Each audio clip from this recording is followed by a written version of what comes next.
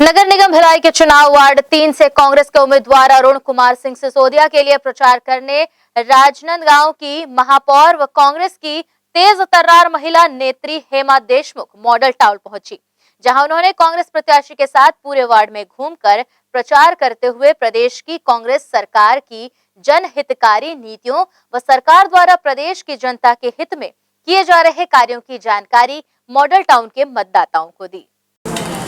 Ward 3 model town के कांग्रेस प्रत्याशी हमारे माननीय अरुण सिसोदिया जी को हमने यहाँ पे प्रत्याशी के रूप में चुना है और निश्चित रूप से हमारी जो सरकार की योजना है वो श्रमिक बहुल्य लोगों के लिए भी है, साथ में व्यावसायिक लोगों के लिए भी है। आज तक ऐसी सरकार कभी नहीं आई जो ज़मीनी स्तर के लोगों के लिए सोचे और व्यवसाय करने के लिए। पहली बार ऐसी सरकार हमारे बीच आई है। चाहे आप आत्मानंद इंग्लिश मीडियम स्कूल की बात करिए, चाहे धन्वंतरी योजना के तहत जेनरिक दवाई की बात करें या अन्य किसी भी चीज़ पे बात करें, तो अगर मूलभूत सुविधाएं जो होती मूलतः पानी, नाली, जो सफाई और लाइट की व्यवस्था होती है, उस व्यवस्था को अगर जो कर लेता है प्रॉम्प्ट, तो निश्चित रूप से एक अच्छा नेता साबित होता है जनता के बीच। हमारे अरुण सिसोदिया जी चूँकि मजदूर संघ से जुड़े हैं, ऑलरेडी इंटक से पहले से जुड़े हैं, यानी ज़मीन से जुड़े हुए हैं, तो निश्चित रूप से ज़मीन के लोगों के लिए सोचते हैं। पूर्व में आर्मी में रह चुके हैं, एजुकेटेड हैं, तो जब आदमी समझदार होता है, एजुकेटेड होता है, तो सब वर्ग के लिए सोचता है। ऐसे समय में जब आपकी सत्ता सरकार हो और इस योजनाओं को जनता तक पहुंचाना है, निश्चित रूप से हमारे अरुण जी जीत के आएंगे और आपकी बातों को लोगों तक जो रख रहे हैं वो जो वादा कर रहे हैं निश्चित रूप से पूरा करेंगे। देखिए, वार्ड 3 जो मॉडल टाउन है, ये इस बार नगर निगम चुनाव में इसका जो परिदृश्य बदला हुआ है, यह शिवाजी चौक से शुरू करके और पूरा सूर्या विहार अपार्टमेंट तक और वहाँ तक कॉलोनी तक ये बसाहट है। मैं बीच में बगल में ही CHPL ड्रीम होम से उसमें रहता हूँ और मेरी ये सोच है कि जब तक निचले स्तर का विकास नहीं हो सकता तब तक आप आगे कुछ भी काम करने के लिए नहीं मन बना सकते हैं। हमारी पहली सोच है कि हम सोच ईमानदार रखें और काम दमदार करें। देखिए, यहाँ सबसे बड़ी समस्या है नाली की है। नाली यहाँ बहुत साफ़ सफाई नहीं रहती है, पार्षद ढूंढने से नहीं मिलता है।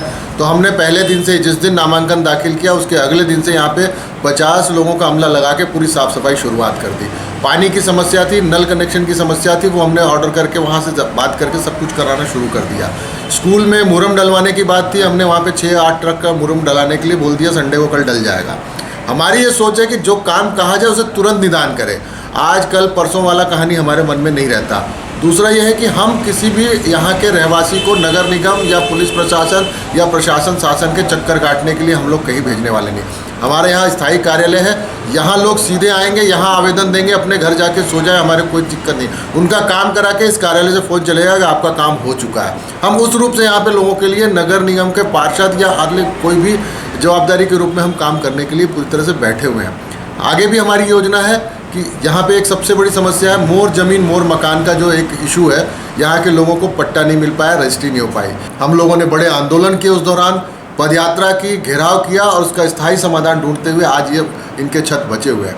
हम इनकी छत उजड़ने नहीं देंगे और इनको पक्की छत देने का काम करेंगे और आने वाले 2 या 3 सालों में आप देखिएगा हर घर पक्का होगा और यहाँ पे हर रहवासी जो होगा सिर्फ कांग्रेस के लिए बात करेगा। देखिए, सबसे बड़ी बात है कंपैरिजन की होती है।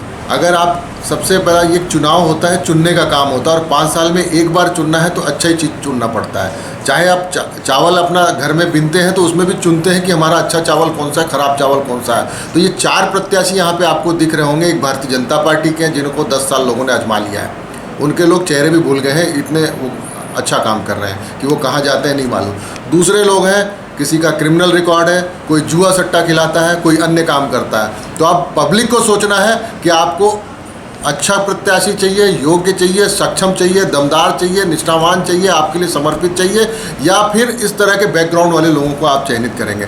हमें सोच के विचार के, क्योंकि चुनना एक बार है।